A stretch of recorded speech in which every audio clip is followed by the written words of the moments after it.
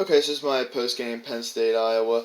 I know it's been a couple days, but I wanted to think about the game a little bit. I got busy, so I just waited a little bit. I'm going to be looking on the Michigan in this video anyway. But anyway, Penn State was able to come out, get their sixth win. James Franklin finally got that elusive win against a ranked team on the road off his back.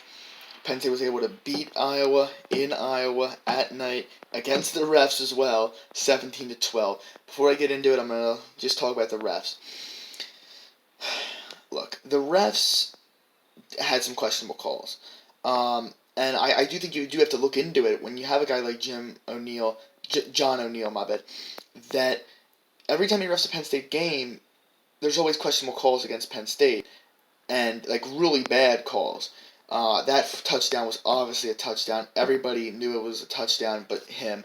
Um, and then there were questionable holding calls. There was that one pass interference that was bad. There was that one where the QB was going like this. He said he was in forward motion, so it wasn't a fumble. I thought it was a fumble. That could have been questionable as well.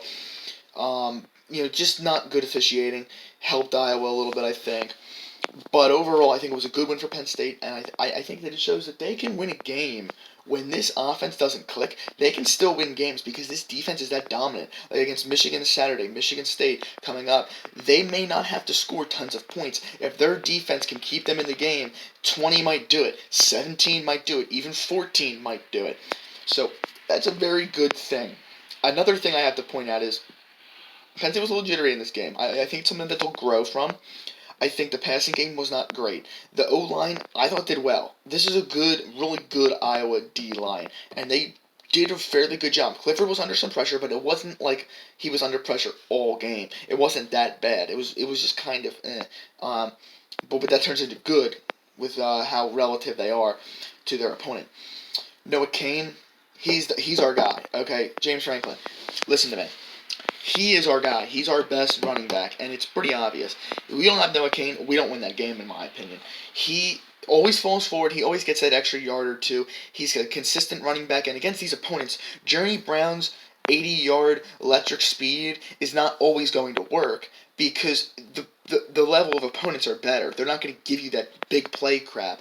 So you're going to need a consistent runner who can get up and down the middle of the field. This Saturday, think about it.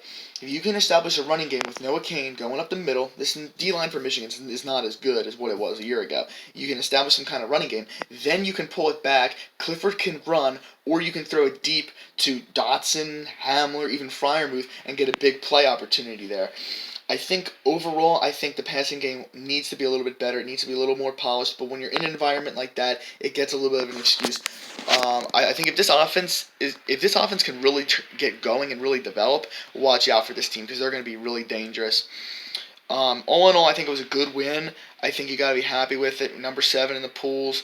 I think that the turning point was Iowa turnovers. I think if they didn't have the turnovers, they would have been able to maybe make it a game. But then Penn State could say the same thing with the refs.